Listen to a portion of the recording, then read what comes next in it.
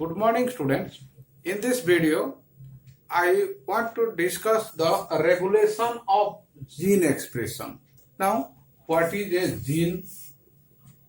Then, gene is nothing but your DNA molecule. Now, what is a expression? That means how this DNA is expressed in the form of protein. So, DNA forms the mRNA, and this mRNA it forms the protein molecule or polypeptide chain, and this is the character which is expressed. Now this is the gene expression. Now second question arises: regulation of gene expression. Then what is regulation and what is the need of regulation? In every cell, all the genes are present in chromosomes, because in every cell all the chromosomes are present. If all the chromosomes are present in every cell, that means all the genes are present there. But are all the genes are expressed always? No. Then which gene is to be expressed when? Who will decide it? Now question arises: there is some regulatory system is there. Whether we know or not, that is a separate thing. But there must be one regulation system which actually controls which gene is to be expressed now or in when.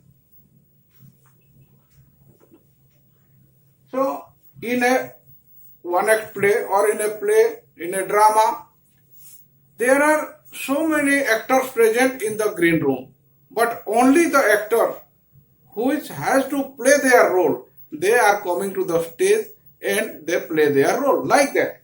All the genes are present, all the genes are present in the cell, but only those genes which are to be expressed, which are actually needed to be expressed there, those genes are only expressed at that particular time.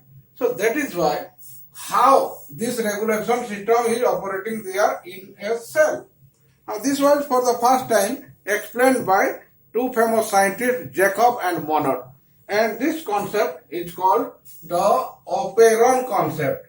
Now the Jacob and Monod, they proposed this regulatory system or regulation system with the help of their model, and that model is called your operon model. Then what is this operon model and how this operon model works?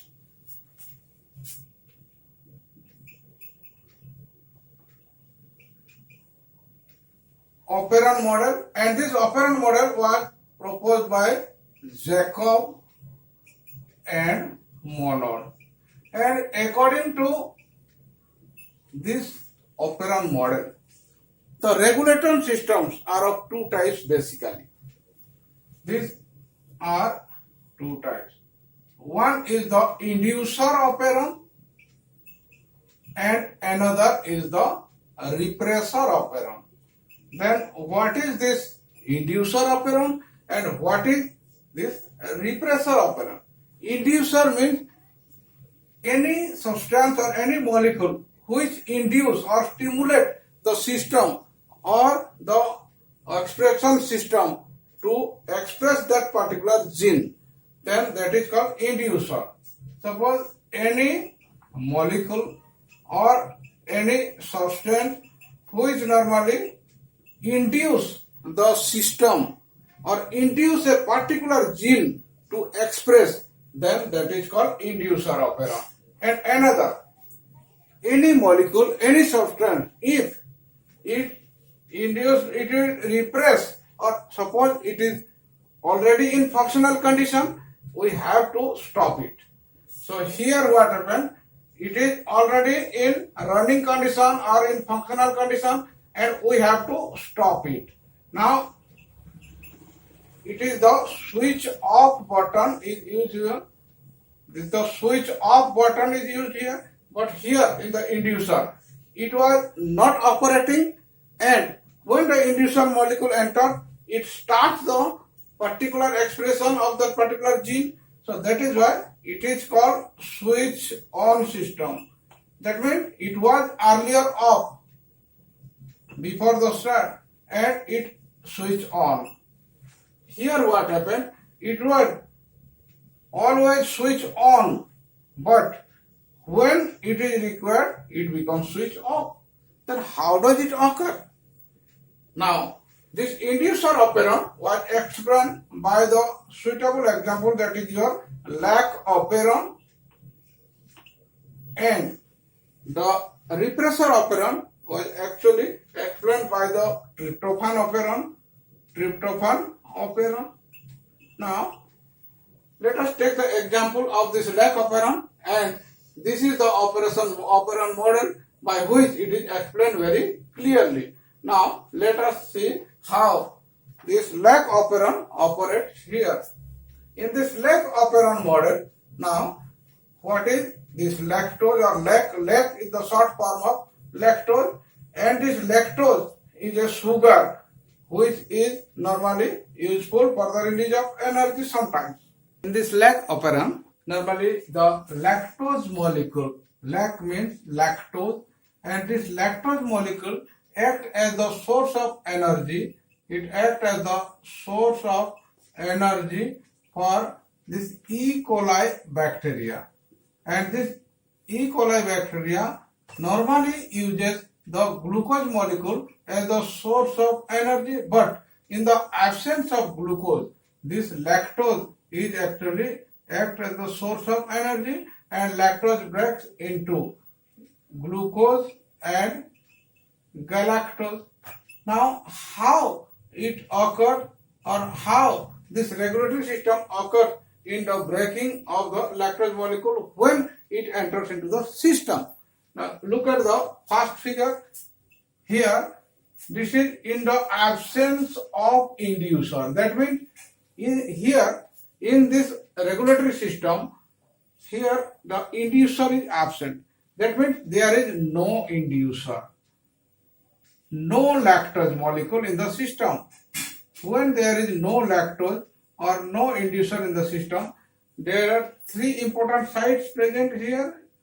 First one, it is the promoter region, and here it is the operator region. Then the promoter region, again, it considers one inhibitory gene, and here promoter gene, and here operator gene. Now, when there is no lactose, that means this inhibitory gene, it prepares a repressor mRNA, and this repressor mRNA which now prepare a repressor protein, and this repressor protein, now this is the repressor protein, and this repressor protein goes here and it binds to the operator site, and the operator gene is blocked here, and it is called switch off condition. That means the operator gene is blocked here, so that is why no structural gene, the Z, Y, A, these three are the structural genes which are responsible for the expression of the mRNA or the formation of the mRNA.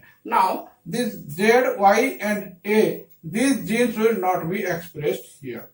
Now, when the inducer molecule or the lactose molecule enters into the system, then what will happen? When this lactose molecule, which acts as an inducer, enter into the system, now it binds to the repressor protein, and when it binds to the repressor protein, now repressor protein becomes inactive, and this repressor protein inactive, and it will not go to here into the operator site, and it will not bind to the operator gene.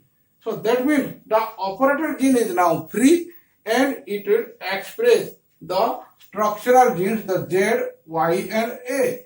That means by forming the RNA polymerase, that is the transcription process, and by the transcription process, the Z, Y, and A genes, these three genes, now they prepare the mRNA, and this mRNA, it is a polycistronic mRNA.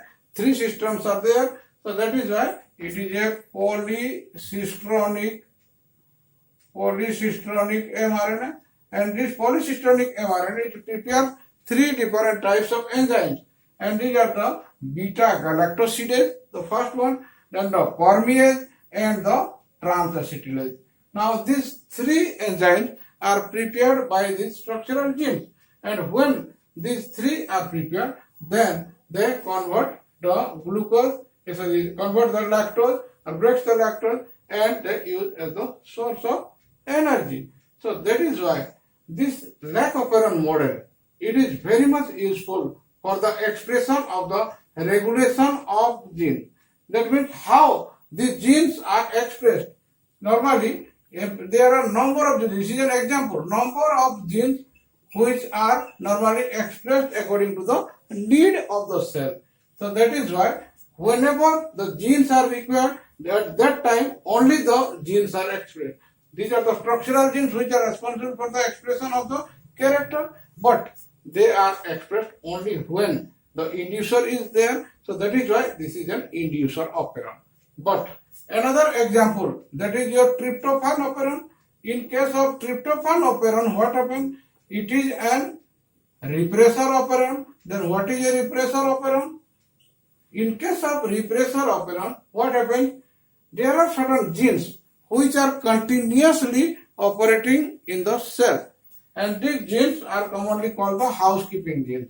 So these housekeeping genes, they are need to be expressed always to perform their function, to produce certain products, because these products are essential for that particular cell.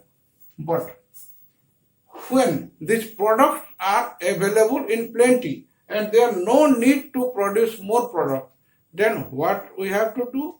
Now the system must be stopped, the operating system must be stopped, because the products are more. Suppose you can take the example, if in a family they need 50 sweets per day, but suppose one guest come to the house and he brought normally 500 sweets for the family, and the family does not need to prepare those sweets, 50 sweets per day, till the completion or consumption of these sweets.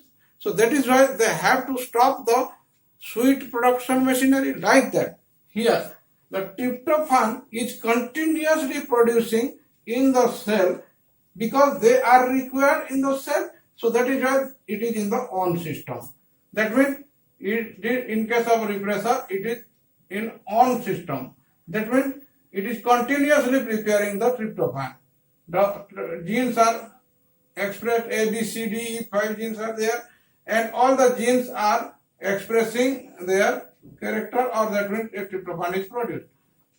But when there is sufficient amount of tryptophan in the system, then there is no need to produce more tryptophan. So that is why whenever more tryptophan are there in the system, automatically it normally goes to the side and normally it make it off. So when it is off, that means what happens? No more tryptophan will produce there. So that is why it is in switch off condition. So it was earlier on and it is off when more tryptophan are there. So that is why it is called the repressor operon. So both inducer and repressor operon are present there in the system to regulate the expression of the genes, because the gene expression is according to the need of the cell. So that is why whenever and wherever the genes are required to be expressed, those genes are only expressed. That is why this regulation is more important, and that is why the gene expression, no doubt DNA to mRNA to protein, it is a very important system. But this system is controlled by this regulatory system, and it was well explained by Jacob and Monod in the operon model. And lac operon and tryptophan operon are a very good example of this. Now, this is the gene expression and regulation, and we have already completed here. Now, I think this video will be useful for you, and if it will be useful for you, then please like it and subscribe it. Thank you very much.